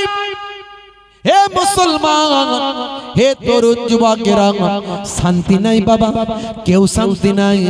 লক্ষ টাকা ইনকাম করেও শান্তি নাই, কিন্তু শান্তি আসতে পারে। আল্লাহর কোরআন বলে দিয়েছেন, আলা বিযিকরিল্লাহি তাতমাইন্নুল কুলুব, অন্তরের শান্তি আসতে পারে আল্লাহর জিকিরের মাধ্যমে। আপনি 5 ওয়াক্ত নামাজটা পড়বেন, অন্তরে শান্তি পাবেন। বছর 1 মাস রমজানের রোজাটা রাখবেন, অন্তরে শান্তি পাবেন। আমার নবী, বিশ্ব নবী, দয়ার নবী বলে দিয়েছেন, বাবা যখন তুমি একাকী থাকবে, হে তরুণ যুবকেরা শুনে রেখে দাও, জেনে রেখে দাও বাবা, ভাই আমার, দোস্ত আমার, তোমার লিসানটা, জিহ্বাটা আল্লাহর জিকিরে লাগিয়ে রাখবে। মুসলমানের ছেলে একা থাকলে শুধু টুনির মায়ের গান ধরে, ও টুনির মা তোমার টুনি, হাই টুনির মা তোমার টুনি, সেই টুনির মা তোমার টুনি। ভাই কি করেছে রে টুনির মা? টুনির মা করেছে না কেন? টুনির মা করছিস কেন? বলে ওইখানেই তো সব, টুনির মায়েতেই সব। রাসূল বললেন একা থাকলে তোমার লেসানটাকে আল্লাহর জিকিরে লাগাবে। এরা গান গেয়ে গেয়ে সময় কাটায়, রাস্তায় যাচ্ছে, সাইকেল চালাচ্ছে, টুনির মায়ের গান ধরেছে মুসলমান। अगर तुम गौर से मेरे नबी का नात सुन लोगे, जोरे হবে না আর जोरे হবে না। अगर तुम गौर से मेरे नबी का नात सुन लोगे, मेरे दाबा है गन तू गाना, मेरा दाबा है तुम गाना, बजाना भूल जाओगे। তুমি রাসূলের নাচ শোনো মাঝে মাঝে। এই যে আমার ভাই আগে গাইছিলেন, আহা কি সুন্দর। মাঝে মাঝে রাসূলের নাচ শুনবে, যদি মনটা খারাপ থাকে রাসূলের নাচ শুনবে তুমি, হাম আল্লাহর প্রশংসা শুনবে তুমি, গজল শুনবে তুমি, ওলিয়া উলিয়াদের প্রশংসা শুনবে তুমি। হে দুনিয়ার মানুষ শুনে রেখে দাও, মনটা যখন তোমার খারাপ থাকবে রাসূলের নাচটা তখন শুনতে থাকবে। আমি দাবি করছি, আমি তোমাকে বলছি, তুমি গানা বাজাতেই ভুলে যাবে। রিংটোন করে রাখে, রিংটোন। যেই ফোন করছি হ্যালো, ভেতর মেয়ে জোসনা তোমায় কথা দিয়েছে, তোমার কথায় সে এখনই ফেঁসে গিয়েছে। কি রে ভাই, ফোন করলি গান শোনাচ্ছিস কেন? আমি প্রত্যেকজনকে বলি, ভাই তুমি একটা হুজুরকে ফোন করেছো, একটা পীরের আওলাদকে ফোন করেছো, একটা আলেমকে ফোন করেছো, আর তোমার মোবাইলে গান লোড করে রেখে দিয়েছো। কি হেদায়েত হবে? কি হেদায়েত হবে? জলসাও দিচ্ছ, চিটিংবাজিও করছো, ধাপ্পাবাজিও করছো, সুদও খাচ্ছো, তারিও খাচ্ছো, মদও খাচ্ছো, হারামও খাচ্ছো, লটারি খেলে কোটিপতি হবে ভাবছো। আপাতত লটারি টিকিট কাটেন, এদিকে সব ঠিক আছে। ভাগ্য পরীক্ষা করতে যায়, এই ভাগ্য কে লেখে? যেটা বলেন কে লেখে? আমানতু বিল্লাহি ওয়া মালাইকাতিহি ওয়া কুতুবিহি ওয়া রুসুলিহি ওয়াল ইয়াউমিল আখির ওয়াল কদরি খাইরিহি ওয়া শাররিহি মিনাল্লাহি তাআলা ওয়াল বাসি বাদাল মউত। আমি ঈমান এনেছি আল্লাহর উপর, মালাইকাতিহি তার মালাইকা ফেরেশতাদের উপর। আল্লাহ আছেন, আল্লাহ এক, সেহি Allah is one. Allah is one whom all depend. He begets not is he begotten and none is like him. আল্লাহ হলেন এক, আল্লাহ অভাব শূন্য, তিনি কাউকেও জন্ম দেননি, কেউ তাকে জন্ম দেয়নি, সে আল্লাহর সমতুল্য আর কেউ নাই। আপনি আল্লাহর উপর ঈমান এনেছেন, ওয়া মালাইকাতিহি তার মালাইকা ফেরেশতারা যে আছেন এটা বিশ্বাস করেছেন, ওয়া কুতুবিহি তার কিতাব সমূহ, আসমানি কিতাব সমূহের উপর বিশ্বাস করেছেন, ওয়া রুসুলিহি যত পয়গম্বর রাসূল এসেছেন আপনি বিশ্বাস করেছেন, মেনেছেন, ওয়াল ইয়াউমিল আখির কিয়ামতের দিন হবে, বিচারের দিন হবে, আবার যে বিচার হবে সেটা আপনি মেনেছেন। মানি তো নাকি? কারা কারা মানি না হাত তুলে দেখান তো দেখি। সবাই মানে। ওয়াল কদরি খাইরিহি ওয়া শাররিহি মিনাল্লাহি তাআলা, ভাগ্যে ভালো মন্দ যা কিছু হয় সব কোথা থেকে হয়? জোরে বলে হ্যাঁ হুদান, কোথা থেকে হয়? ভাগ্যে ভালো মন্দ কে করে? জোরে বলেন কে? ভালো হলো আল্লাহর কাছ থেকে হয়, খারাপ হলেও আল্লাহর কাছ থেকে হয়। আপনার আব্বা ইন্তেকাল করেছেন, মারা গেছেন, আল্লাহর পক্ষ থেকে হয়েছেন। ওরে আমার কি হলো গো, বুক চাপড়ার পাল্টি খায়, ওরে আমার কি হলো গো, এবার আমায় কে দেখবে গো? আল্লাহ বলছে তোর ছিল ওটা, ও তো আমি পাঠিয়েছি, ও তো আমি দিয়েছি, আমারই হবে। আবার কিছু জন ইচ্ছা করে, ভাই আমার কাঁদতে ইচ্ছা করে না, ডুপ্লিকেট কাঁদে, আছে না নাই? এতক্ষণ বাজার পর্যন্ত সব ঠিক ছিল, বাজার থেকে যেই নামলো আমার চাচি অমনি নেমে ডিগবাজি খেতে লাগলো, ওরে আমার একটাই ভাই ছিল গো। দেখা যাচ্ছে ওটা নিজের ভাই নয়, তাই চাচতো ভাই। হে তরুণ যুবকেরা, হে আমার বন্ধুরা শুনে রেখে দিন বাবা, জেনে রেখে দেন ভাগ্যে ভালো মন্দ যা কিছু হয় সবই আল্লাহর পক্ষ থেকে হয়। হে মুসলমান, এত কিছু বিশ্বাস করতে হবে, ঈমানটা আপনাকে রাখতে হবে। যদি আপনি ঈমানদার হতে পারেন, আল্লাহর দরবারে যে দোয়া চাইবেন আজকের রাত্রিতে সেটাই কবুল হয়ে যায়। হে তরুণ যুবকেরা, আমি আপনাদের মাঝখানে বলি, আপনি কাঁদতে কাঁদতে কাঁদতে কাঁদতে ইবাদত করতে করতে আল্লাহর ওলি বান্দা হয়ে যাবেন। যখন আপনি ওলি বান্দা হবেন, মাহবুব বান্দা হবেন, আপনার জবানের দোয়াটা দোয়াই মুস্তাজিব হয়ে যাবে। কিভাবে আল্লাহ আপনার দোয়া কবুল করবে আপনি বুঝতে পারবেন না। যেটা আপনি চাইবেন সেটা আপনি পেয়ে যাবেন। একটা ছোট্ট নমুনা বলবেন, হুজুর নমুনা? আমি বলবো শোনো না, বেশি দূরের কথায় আমি যাব না। মালদার একটা বয়ান আপনাদের বলে যাই, শোনো না। মালদারে আদিনা নাম শুনেছেন বাবা? কি গো আদিনা আছে না নাই? এই আদিনা মসজিদের পাশে জায়গাটার নাম হলো 22 চিল্লা 22 হাজারি, আছে না নাই? হ্যাঁ, আপনারা জানেন, মাঝে মাঝে যান পান্ডুয়া শরীফ, কি গো ওখানে একটা 22 চিল্লা বলে ইবাদত খানা আছে, জানেন? জানেন না অনেকে, ইতিহাস জানেন না। আমি ইতিহাস থেকে বলছি, আজ ওখানে বোর্ডটা লাগানো আছে।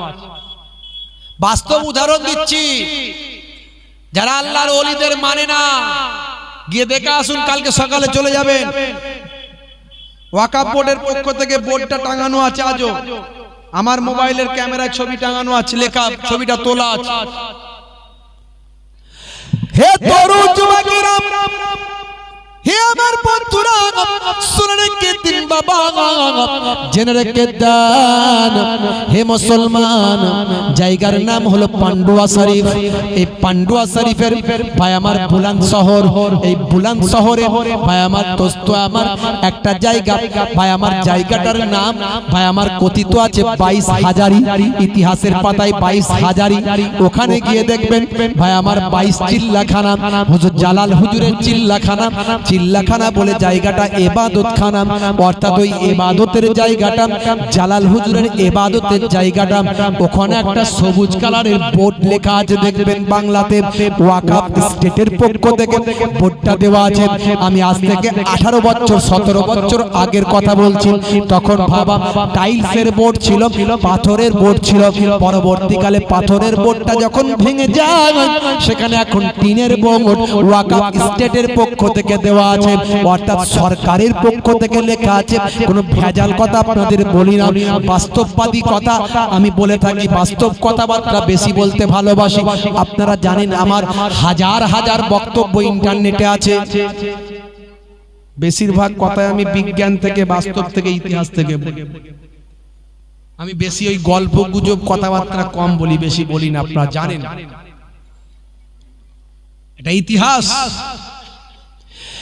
হে তরুণ যুবকেরা, হে আমার বন্ধুরা, শুনে রেখে দিন বাবা, জেনে রেখে দেন। হে মুসলমান, ওই জায়গায় যাবেন, বোর্ডটা ওখানে টাঙানো আছে, একটি ভালো করে পড়ে নেবেন। সেখানে লেখা আছে এত এত সালের এত তারিখেতে, এত এত সালের এত তারিখেতে গঙ্গা নদীর উপর দিয়ে, গঙ্গা নদী পাশেই গেছে, সেই গঙ্গা নদীর ওপারেতে ভাই আমার একজন মুসলমানদের পীর সাহেব এসেছিলেন। মুসলমানদের একজন পীর মানুষ, ফাকি মানুষ, আল্লাহওয়ালা মানুষ, সুফি দরবেশ মানুষ, মুসলমানদের একজন পীর সাহেব। হে জওয়ান যুবকেরা শুনে রেখে দেন, গঙ্গা নদীর ওপার পর্যন্ত এলেন। তার বাড়ি হলো পারস্যের তাবরেজ শহর। পারস্য জায়গার নাম শুনেছেন? পারস্য। সেই পারস্যের তাবরেজ বলে একটা জায়গা আছে, তাবরেজ।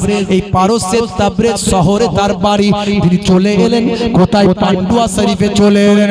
এ তরুণ যুবকেরা, মালদা পান্ডুয়া শরীফে গঙ্গা নদীর উপরে যখন এলেন, এসে দেখেন কোন যানবাহন পেলেন না, নৌকা পেলেন না, বোট পেলেন না, স্টিমার পেলেন না, কোনো আসা যাওয়ার কোনো আমার গাড়ি পেলেন না।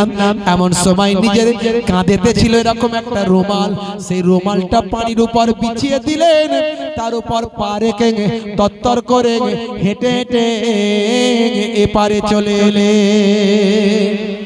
জোরে হবে না? এপারে বসেছিলেন গৌড়ের রাজা, রাজা লক্ষণ সেন। নাম শুনেছেন বাবা? লক্ষণ সেনের নাম শুনেন নে? গৌড়ের রাজা গো, গৌড়ের রাজা লক্ষণ সেন এপারে বসেছিল, হাওয়াখানায় হাওয়া খাচ্ছিল। দেখে অবাক, মাথা খারাপ। পানির ওপর দিয়ে হেঁটে আসে, পানির ওপর দিয়ে হেঁটে আসে কে? পানির ওপর দিয়ে হেঁটে চলে এসেছে। আরে বাপ, কি বলে? হে তরুণ যুবকেরা, গৌড়ের রাজা লক্ষণ সেন থেকে অবাক হয়ে গেলেন। মুসলমানদের পীর সাহেব, শুনেছি আল্লাহর যারা মুসলমানদের প্রকৃত পীর হয়, এদের অনেক প্রভু ক্ষমতা দিয়েছেন। আজ চামড়ার চোখে নিজে দেখলাম, দেখে অবাক হয়ে গেলাম। গৌড়ের রাজা, রাজা লক্ষণ সেন হাওয়াখানা থেকে ছুটে গিয়ে পীর সাহেবের পা টাঙা জড়িয়ে ধরলেন। বাবা পীর সাহেব, শুনেছিলাম মুসলমানদের যারা প্রকৃত পীর হয়, ওলি হয়, প্রভু তাদের অনেক ক্ষমতা দিয়েছেন। আমি আজ হাওয়াখানায় বসে বসে চামড়ার চোখে নিজেই তা দেখতে পেলাম। ও গো পীর, ও গো ওলি, বলে দাও আমায়, দিতে চাই পুরস্কার আমি যে তোমায়। ও গো পীর, ও গো ওলি, বলে দাও আমায়, দিতে চাই আমি, তুমি দিতে চাই তোমায় আমি পুরস্কার তোমায়। ওলি বলে নেব না যে, ওলি বলে নেব না যে, করি না কিছুতে হায়, নিতে হবে তোমায়, দিতে চাই তোমায়। ও গো পীর, ও গো ওলি, বলে দাও আমায়, পুরস্কার দেব আমি, দিতে চাই তোমায়। দিয়েছিলেন বাবা আল্লাহর মাহবুব বান্দা, কদমটা জড়িয়ে ধরলেন। বাবা পীর সাহেব, এ মুসলমানদের পীর, এ মুসলমানদের ওলি, আল্লাহ তোমায়, প্রভু তোমায় অনেক ক্ষমতা দিয়েছেন। আমি দেখে প্লিজড হয়ে গেছি, খুশি হয়ে গেছি। বাবা হে মুসলমানদের পীর সাহেব, আমি তোমাকে গিফট দিতে চাই, পুরস্কৃত করতে চাই। বাবা আপনাকে আমি পুরস্কার দিতে চাই। রাজা মশাই, গৌড়ের রাজা লক্ষণ সেন আল্লাহর মাহবুব বান্দাকে বললেন, হে মুসলমানদের পীর সাহেব, আমি আপনাকে 22,000 বিঘে সম্পত্তি দিতে চাই। বোর্ডেতে লেখা আছে 22,000 টাকার মূল্যের সম্পত্তি, আবার বইয়েতে লেখা আছে 22,000 বিঘে সম্পত্তি। এ তরুণ যুবকেরা, হে আমার বন্ধুরা, রাজা মশাই যখন বলেন, আল্লাহর মাহবুব বান্দা বলেন আমি নেব না, রাজা মশাই বলে হুজুর ছাড়বো না। বেগাইরে মাসালাতিন ফাহুয়া হাদিয়াতুন, না যে যেটা পাওয়া যায় সেটা হলো হাদিয়া, এই হাদিয়া আপনাকে নিতে হবে। রাজা মশাই জোর করে যেটা দিয়েছিলেন সেটা 1 বিঘে 2 বিঘে সম্পত্তি নয়, 22,000 বিঘে সম্পত্তি হুজুরের নামেতে লিখে দেয়। অন্য জায়গায় বলা হয়েছে বোর্ডেতে 1 লক্ষ বিঘে সম্পত্তি হুজুরের ভাই আমার নামেতে নিষ্কর মুক্ত করে সম্পত্তি লিখে দেন। সেই জায়গায় আল্লাহর মাহবুব বান্দা একটা চিল্লাখানা তৈরি করলেন, ওখানে হুজুর ইবাদত বন্দেগী করলেন। দীর্ঘদিন ধরে ইবাদত বন্দেগী করে ওই জায়গাটা দুস্থ, অনাথ, সাইল, ফকির, ফোকারা, মুহতাজ সকলের জন্য দান করে দিয়ে আল্লাহর ওলি ভাই আমার বাংলাদেশ সিলেটের জমিনে গিয়ে শেষ নিঃশ্বাস ত্যাগ করেন, ইন্তেকাল করেন। ওই আল্লাহর মাহবুব বান্দার নাম হযরত জালাল তাবরেজি রাহমাতুল্লাহ আলাইহি। পারস্যের তাবরেজ থেকে ওই আল্লাহর ওলির আগমন হয়েছিল। জোরে হবে না? আল্লাহর ওলিদের আল্লাহ কি ক্ষমতা দিয়েছে। আপনি ইবাদত করে আল্লাহর ওলি বান্দা হয়ে যান, ইবাদত করতে হবে। আল্লাহ বলছেন, বান্দারে আমি তোদের ইবাদতের জন্যই পাঠিয়েছি, অন্য কোনো উদ্দেশ্যে আমি পাঠাই না। আর তোরা যদি আমার হয়ে যাস, আমি আল্লাহ তোদের হয়ে যাব। হে তরুণ যুবকেরা, মাল্লাহুল মাওলা ফালাহুল কুল, বান্দা যখন আল্লাহর হয়ে যায় কুল মাখলুকাত তার গোলাম হয়ে যায়। মান কানা লিল্লাহি কানা আল্লাহু লাহু, যে বান্দা আল্লাহর হয়ে যায় স্বয়ং আল্লাহ তার হয়ে যায়। আপনাদের কষ্ট হচ্ছে বাবা? জোরে বলুন, কষ্ট হচ্ছে না? কষ্ট হচ্ছে হ্যাঁ হু দেন পেছন থেকে। আচ্ছা, কারা কারা চান না হাত তুলে দেখান তো দেখি। এই তুরস্কের কথা একটু বলবো, তুরস্কে যে ভূমিকম্প হয়েছে একটু 2-5 মিনিট বলবো, আপনারা কি শুনতে চান? আচ্ছা, কারা কারা চান না হাত তুলে দেখান তো দেখি। আচ্ছা, সত্যি সবাই চান বলছেন, মন থেকে বলছেন। আমার মায়েরা তো স্ট্যাচুর মতো বসে আছে, ভয় শুধু আপনাদের নিয়ে, কখন যে চাপ পড়ে যাবে। আছে না নাই? অনেকে তিরঙ্গা গুটকার চাপ, অনেকে পানের চাপ, অনেকে চায়ের চাপ, অনেকে আবার লাল বাতির চাপ। আছে না নাই?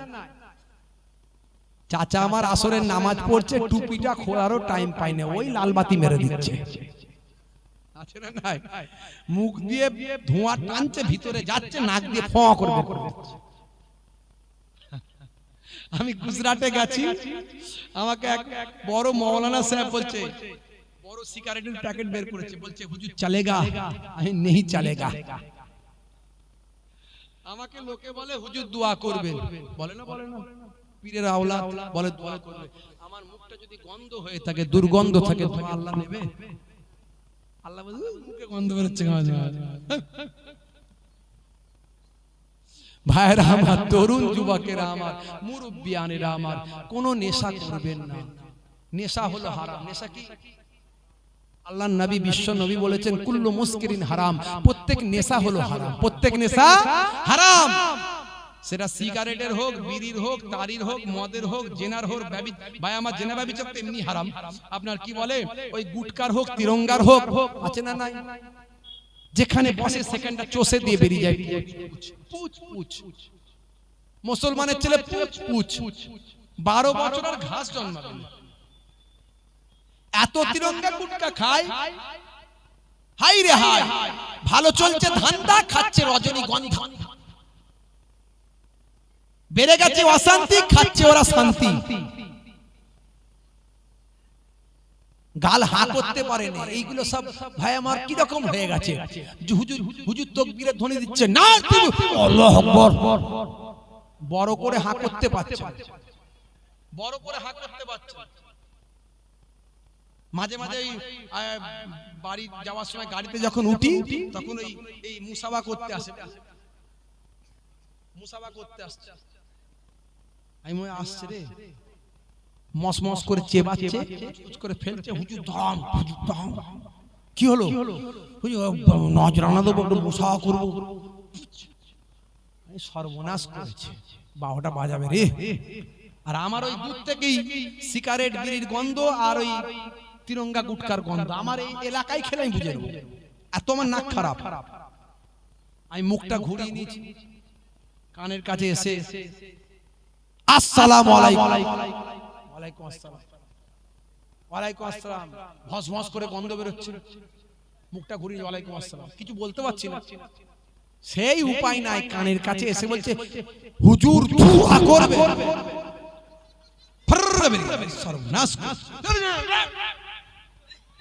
ভেবেছিলাম কিছু বলবো না, কিন্তু না বলে আর পারলাম না, বলতেই হলো।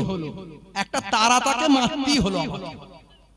ভেবেছিলাম কিছু বলবো না, 12টা বাজিয়ে দিয়েছিস। মুসলমান এত নেশাখোর হয়ে গেছে। সেদিন আমি ওমরপুরে জলসায় যাচ্ছি, ওমরপুরের ওপর দিয়ে মাথায় টুপি আছে, বয়স্ক মানুষ। আইনের সাহেব শোনেন ভালো করে, ও আইনের সাহেব এইদিকে শোনেন ভালো করে। ওমরপুরে মাথায় টুপি মাথায় দিয়ে বয়স্ক মানুষ চেয়ারে বসে আছে। আমি আসরের নামাজ, বেশিরভাগ নামাজ আমাকে গাড়িতেই পড়তে হয়। এখন তো রাস্তাঘাটে মসজিদ পেলে পড়ি, নাহলে গাড়িতে বসে বসে পড়ি। রাস্তাঘাটে অন্য জায়গায় পড়ি না, এখন দিনকাল খুব খারাপ। তো আসরের নামাজ হয়ে গেছে, তখন ওমরপুরে এসে ঠেকেছে গাড়িটা।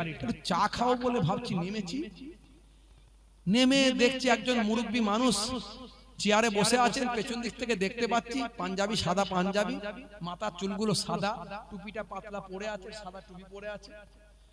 এবার আমি ওইদিকেই গেলাম, চায়ের দোকানটা আছে ওইদিকে, ভাবলাম যে চাচা কি করছে দেখি, একটু সালাম সালাম দেবো, আসসালামু আলাইকুম, স্বাভাবিক একটা যেটা হয়। চেয়ারে বসে আছে, পায়ের উপর পাতুল দিয়ে হাঁটুর উপর পর্যন্ত কাপড় উঠে গেছে, কিন্তু মাথায় টুপি আছে। তো সামনে আমি গেলাম, যখন চা খাবো বলে যাচ্ছি, সামনের দিকটা গেলাম, গিয়ে হঠাৎ করে আমার ওনার দিকে চোখ পড়ে গেল। ও বাবা, চোখ পড়তে আমার চোখ চরক গাছ। উনি এই কাগজ বের করেছে, এর কাগজ কি বলে, লটারির কাগজ। লটারির কাগজ একদিকে, খবরের কাগজ একদিকে, মাল মেলাচ্ছে, পড়েছে নাকি, লেগেছে নাকি। আমি বলি চাচা টুপি মাথায় দিয়ে আছে, আসরের নামাজের পরে নিশ্চয় নামাজ পড়ে এসে বসেছে, লটারির টিকিট কাটা ছাড়তে পারেনি। হাই রে হাই, ইসলাম হারাম করেছে, ভাগ্য পরীক্ষা করতে নিষেধ করেছে, আর ভাগ্য পরীক্ষা করে দেখছে লাগে নাকি। আমি কয়েকদিন আগে রাজ্যে ক্রীড়া প্রতিযোগিতায় একজন ফার্স্ট হয়েছে, তাকে আমরা পুরস্কার দিতে গেছি, গিফট দিতে গেছি, সংবর্ধনা। সেখানে একজন এসে আমাকে বলছে, হুজুর, আমার হাঁটুর কাছে বসেছে, সামনেটায় বসে হাত দিয়েছে হাঁটুতে, দিয়ে বলছে, হুজুর আমি প্রায় আপনার ওয়াজ শুনি, ডেইলি ওয়াজ শুনি, ওয়াজ শুনে আমি লটারি খেলা ছেড়ে দিয়েছি।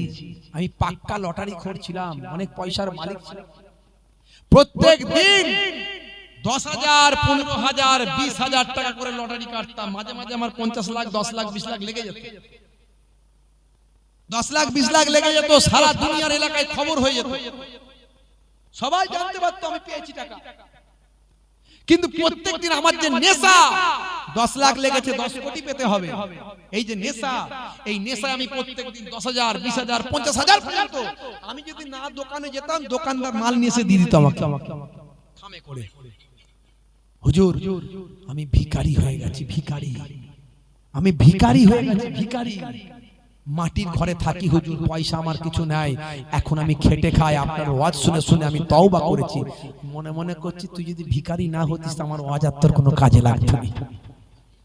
ভিখারি হয়ে গেছিস না, কাজে লেগেছে, এখন আমার কাছে এসেছিস তুই, হুজুর আমি হেদায়েত হয়ে গেছি, আমার জন্য একটু দোয়া করেন যেন আমি হেদায়েত হয়ে গেছি, আল্লাহ যেন আমাকে বড় লোক করে দেয়, একটু পয়সা পয়সা দেয়, এখন কাজকর্ম করছি, হ্যাঁ বড় লোক হলে ফের লটারি কাটবে, তাই তো?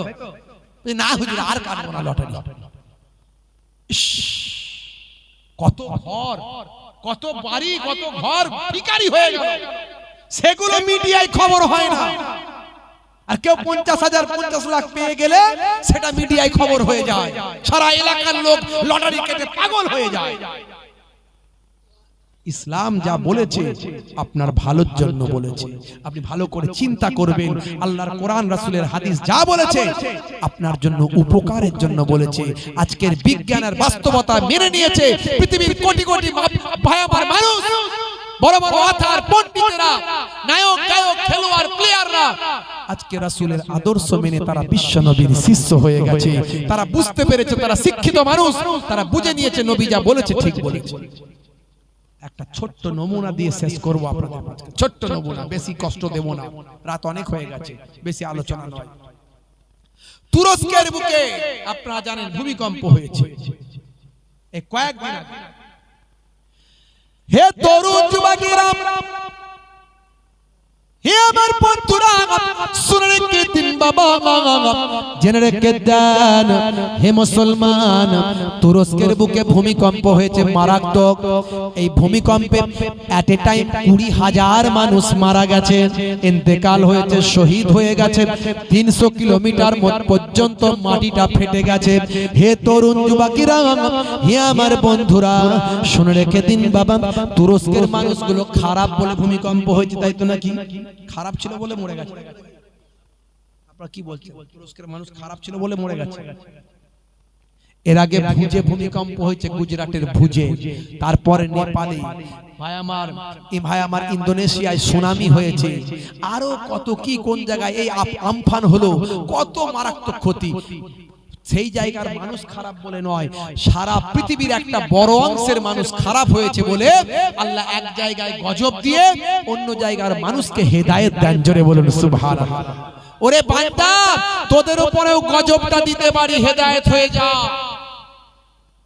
হে তরুণ যুবকেরা, হে আমার বন্ধুরা, শুনে রেখে দিন বাবা, জেনে রেখে দেন হে মুসলমান, একটুখানি লক্ষ্য করুন। এই তুরস্কের বুকে বাবা এত বিশাল গজব হলো বাবা।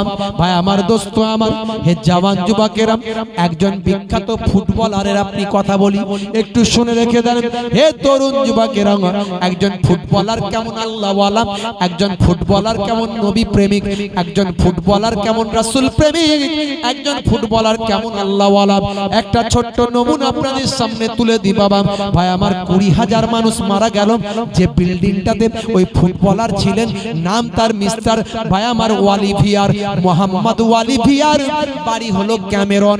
এই ক্যামেরনের বিখ্যাত ফুটবলার মোহাম্মদ ওয়ালিভিয়ার, পৃথিবী বিখ্যাত একজন ফুটবলার, জাতীয় দলের তিনি ফুটবলার।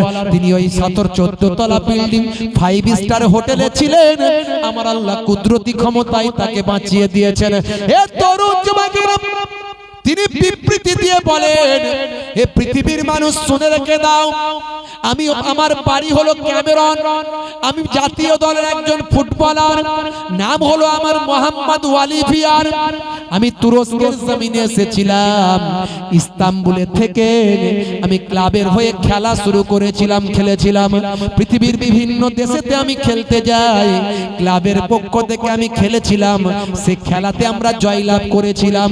এই জয়লাভ করার পরে হে তরুণ যুবকেরা, যেদিন ভোরের আলো ফোটার আগে ভূমিকম্প হয়েছিল, রিখটার স্কেলে 7.8, ভাই আমার ভূপৃষ্ঠের 20 থেকে 25 কিলোমিটার নিচে শুধু পানি আর পানি আছে।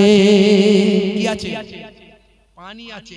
এই পানির উপর সারা পৃথিবীতে 7 থেকে 8 খানা বড় প্লেট আছে, প্লেট, আর অসংখ্য ছোট ছোট প্লেট। এই প্লেট যখন একটু নড়ে যায়, দুলে যায়, হিলে যায়, তখনই কম্পন তৈরি হয়। সেই কম্পন বেড়ে যায় যদি রিখটার স্কেলে 6 এর উপরে উঠে যায়, 7 এর উপরে উঠে যায়, মারাত্মক ভূমিকম্প। হে তরুণ যুবকেরা, হে আমার বন্ধুরা, শুনে রেখে দিন বাবা, জেনে রেখে দিন বাবা, মারাত্মক ভূমিকম্প হলো। রিখটার স্কেলে ধরা পড়লো 7.8।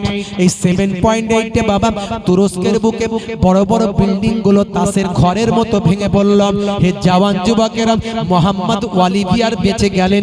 মোহাম্মদ ওয়ালিভিয়ার বিবৃতি দিয়ে বলেন, হে পৃথিবীর মানুষ শুনে রেখে দাও, হে নবী প্রেমিক মানুষেরা শুনে রেখে দাও, হে আল্লাহওয়ালা মানুষেরা শুনে রেখে দাও, আমি মোহাম্মদ ওয়ালিভিয়া তোমাদের কি বলছি।